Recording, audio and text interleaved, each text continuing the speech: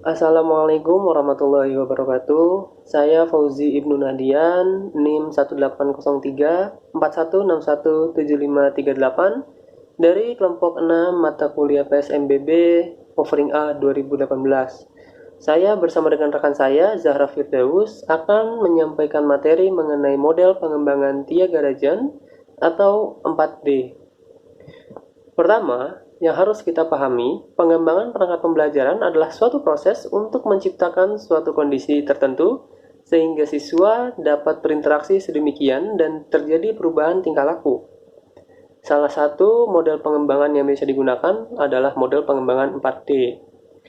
Model pengembangan 4D sendiri pertama kali diusulkan oleh Silvasai Lamtiagarajan bersama dengan dua rekannya yaitu Dorothy dan Melvin pada tahun 1974. Oleh karena itu, model pengembangan 4D dikenal juga dengan model pengembangan Thiagarajan. Model pengembangan 4D sendiri memiliki 4 tahapan utama, yaitu tahap pendefinisian, tahap perancangan, tahap pengembangan, dan tahap penyebaran. Pada masing-masing tahap tersebut, terdapat langkah-langkah pokok atau langkah utama yang harus ditempuh agar hasil yang didapatkan maksimal. Untuk langkah pendefinisian atau tahap pendefinisian memiliki 5 langkah utama, yaitu analisis awal-akhir, analisis peserta didik, analisis konsep, analisis tugas, dan perumusan tujuan pembelajaran. Untuk tahap perancangan memiliki 4 langkah utama, yaitu penyusunan tes acuan patokan, pemilihan media, pemilihan format, dan pembuatan rancangan awal. Kemudian, pada tahap pengembangan terdapat 2 langkah pokok, yaitu penilaian ahli dan uji coba pengembangan. Untuk tahap keempat atau tahap terakhir, yaitu penyebaran, memiliki 4 langkah utama, yaitu analisis pengguna, penentuan strategi, waktu penyebaran, dan pemilihan media penyebaran. Tahap pendefinisian bertujuan untuk menetapkan deskripsi pembelajaran yang dianggap ideal sebelum akan melakukan pengembangan pembelajaran, atau lebih tepatnya pengembangan perangkat pembelajaran. 5 langkah pokok yang telah disebutkan sebelumnya yaitu analisis awal akhir, analisis peserta didik, analisis konsep, analisis tugas, dan perumusan tujuan pembelajaran harus ditempuh secara urut agar tahapan ini dapat berlangsung secara maksimal.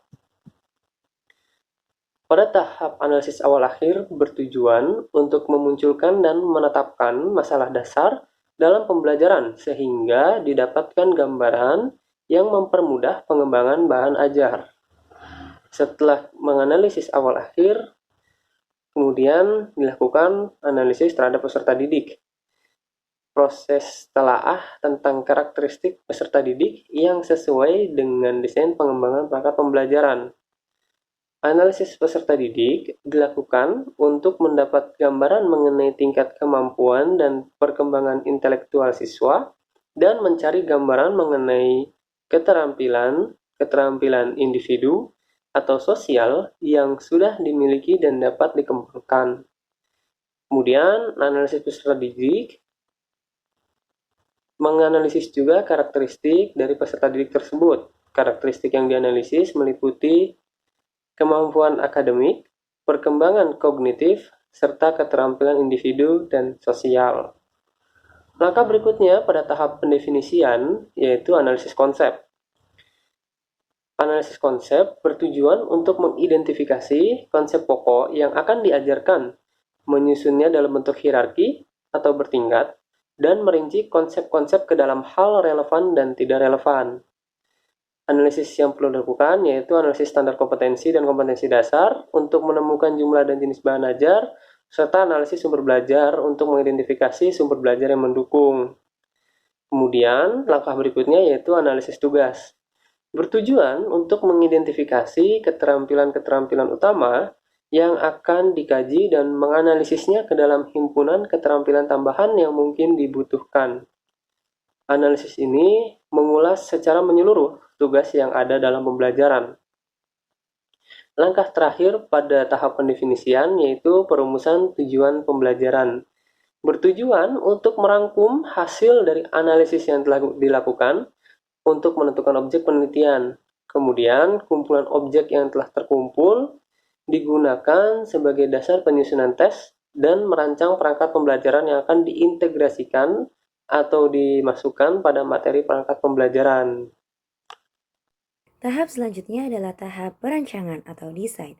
Pada tahap ini bertujuan untuk menyusun perangkat pembelajaran. Pada tahap ini terbagi atas 4 langkah pokok. Yang pertama, penyusunan tes acuan patokan. Yang kedua, pemilihan media. Yang ketiga, pemilihan format media yang akan dibuat. Dan yang keempat, pembuatan rancangan awal. Perancangan atau desain yang pertama menyusun tes acuan patokan. Penyusunan tes acuan patokan ini adalah langkah yang menghubungkan antara tahap pendefinisian dengan tahap perancangan. Tes acuan patokan ini disusun berdasarkan spesifikasi tujuan pembelajaran dan analisis peserta didik, sehingga tidak melenceng dari tujuan di peserta didik. Media pembelajaran juga dipilih. Yang pertama, pemilihan media pembelajaran dilakukan untuk mengidentifikasi media pembelajaran yang relevan dengan karakteristik materi. Yang kedua, media juga dipilih sesuaikan dengan analisis konsep, analisis tugas, analisis karakteristik pengguna, dan rencana penyebarannya. Yang ketiga, pemilihan media dilakukan untuk mengoptimalkan penggunaan bahan ajar dalam proses pengembangannya, sehingga media pembelajaran dapat terus dikembangkan. Yang ketiga, pemilihan format. Pemilihan format ini bertujuan untuk mendesain atau merancang isi pembelajaran, pemilihan strategi, pendekatan, metode pembelajaran, dan sumber belajar yang digunakan. Format yang dipilih harus memenuhi kriteria menarik, memudahkan, dan membantu pembelajaran tentunya. Yang keempat, pembuatan rancangan awal. Desain atau rancangan awal ini adalah sajian dari instruksi penting melalui media yang tepat dalam urutan yang sesuai. Rancangan awal mencakup seluruh perangkat pembelajaran yang harus dikerjakan sebelum uji coba dilaksanakan. Untuk selanjutnya adalah tahap pengembangan atau develop. Pengembangan ini adalah tahap untuk menghasilkan produk pengembangan yang telah dirancangkan. Proses pengembangan ini melalui 2 tahap, yaitu validasi dari expert dan kedua uji coba pengembangan kepada target yang akan menggunakan media pembelajaran. Pengembangan ini yang pertama terdiri dari validasi ahli, yaitu penilaian ahli adalah teknik untuk mendapatkan saran perbaikan. Penilaian ahli biasanya mencakup format, bahasa, ilustrasi, dan isinya. Penilaian ahli dapat digunakan sebagai bahan untuk memperbaiki produk yang sedang dikembangkan. Contohnya pada validasi materi yang ada dalam media pembelajaran dan validasi medianya. Uji coba pengembangan dilakukan untuk memperoleh masukan langsung dari respon pengguna. Pengguna ini biasanya adalah target yang dikhususkan untuk media pembelajaran ini. Pengguna dapat berupa peserta didik, guru, dan para pengamat perangkat pembelajaran. Tahap yang terakhir adalah penyebaran atau disseminate. Tahap ini bertujuan untuk mempromosikan produk pengembangan agar dapat diterima oleh pengguna. Ini merupakan tahap penyebar luasan. Ada 4 hal yang perlu diperhatikan dalam tahap penyebar luasan. Yang pertama, analisis pengguna atau segmentasi pengguna. Yang kedua, menentukan strategi dan tema penyebaran. Yang ketiga, waktu. Yang keempat, pemilihan media penyebaran atau dalam proses brandingnya. Penyebaran yang pertama, analisis pengguna, merupakan langkah awal dalam penyebaran produk pengembangan.